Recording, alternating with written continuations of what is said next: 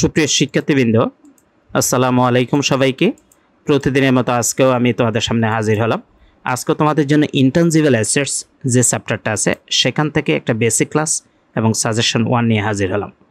আজকের ক্লাসটা দেখার আগে আমরা দেখব আজকের এই ক্লাসটি যাদের জন্য, তোমরা যারা বিবিএ 4th ইয়ার আছো অ্যাকাউন্টিং থিওরি সাবজেক্টে এবং এমবিএ ফাইনালে অ্যাপ্লাইড অ্যাকাউন্টিং থিওরি সাবজেক্টে ইনট্যাঞ্জিবল অ্যাসেটস চ্যাপ্টারটা খুবই ইম্পর্টেন্ট। আজকের সাজেশন সলভ করব, তার আগে বেসিক ক্লাসটা একটু আগে আমরা বুঝবো। বেসিক ক্লাসটা বোঝা হয়ে গেলে সাজেশনের যে প্রশ্ন সেই প্রশ্নটা বুঝে তারপরে এ ধরনের প্রশ্ন আসলে তোমরা কিভাবে খুব দ্রুত এবং নির্ভুলভাবে সলভ করতে পারো সেটা তোমাদের দেখাবো। ক্যালকুলেটর স্ক্রিনে আমরা বেসিক ক্লাসটা নিয়ে আসলাম। অঙ্ক সমাধানের আগে অবশ্যই যে জিনিসগুলো জানতে হবে তার মধ্যে প্রথম হলো ইনট্যাঞ্জিবল অ্যাসেটস বা অস্পর্শনীয় সম্পত্তি বলতে আমরা কি বুঝি। যে সম্পত্তির বাস্তব অস্তিত্ব নাই, দেখা যায় না বা স্পর্শ করা যায় না, অথচ সম্পত্তি হিসাবে প্রদর্শন করা হয়, অথবা সম্পত্তির যে বাজার মূল্য আছে এমন ধরনের সম্পত্তিকে অস্পর্শনীয় সম্পত্তি বলে।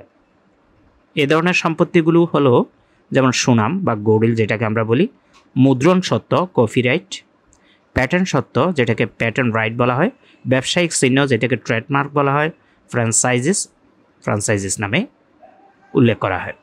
তো আমরা জানলাম যে অস্পর্শনীয় সম্পত্তি কী এবং কোনগুলো। এখন আমরা দেখব যে এখানে অস্পর্শনীয় সম্পত্তিতে প্রতি বছরের অবলোপন ধার্য করতে হয়। এখানে কিন্তু অবচয় ধরা হয় না। অস্পর্শনীয় সম্পত্তির উপরগুলো, অস্পর্শনীয় যে সম্পত্তি সেগুলোর উপরে কী ধরতে হয়? অবলোপন। তো অবলোপন প্রতি বছর বের করার জন্য আমরা 1 নম্বর সূত্র ব্যবহার করছি, অ্যামর্টাইজেশন পার ইয়ার। অ্যামর্টাইজেশন পার ইয়ার সমান cost minus salvage value divided by useful life. খেয়াল রাখবা, অ্যামর্টাইজেশন পার ইয়ার বা প্রতি বছরের অবলোপনের জন্য সূত্রটা cost minus salvage value divided by useful life.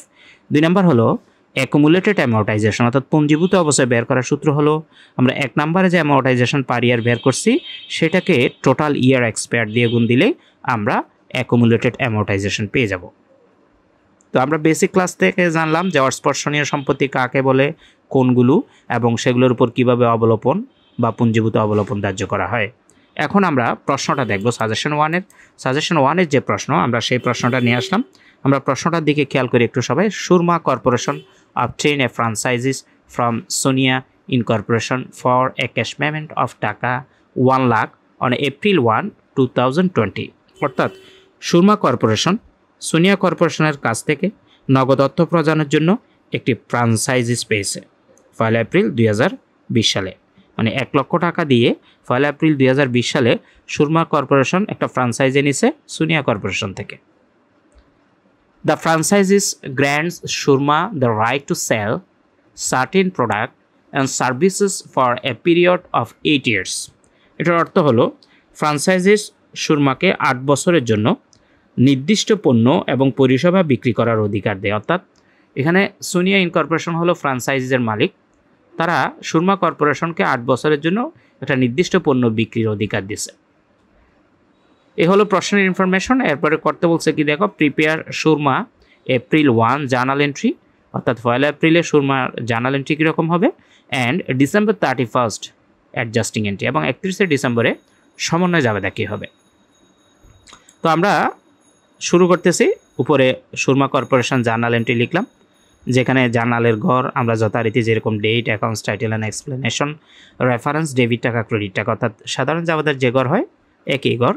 তো প্রথমে আমরা যে 1 এপ্রিলে তারা ফ্রাঞ্চাইজিটা নিছে সুরমা কর্পোরেশনে, ফ্রাঞ্চাইজি হলো একটা সম্পদ, ইনট্যাঞ্জিবল অ্যাসেটস বা অস্পর্শনীয় সম্পদ। তো তারা যখন সম্পদ নিছে তাদের প্রতিষ্ঠানের সম্পদ আসছে, সম্পদ আসলে আমরা জাবেদা জানি সম্পদ ডেবিট হয়।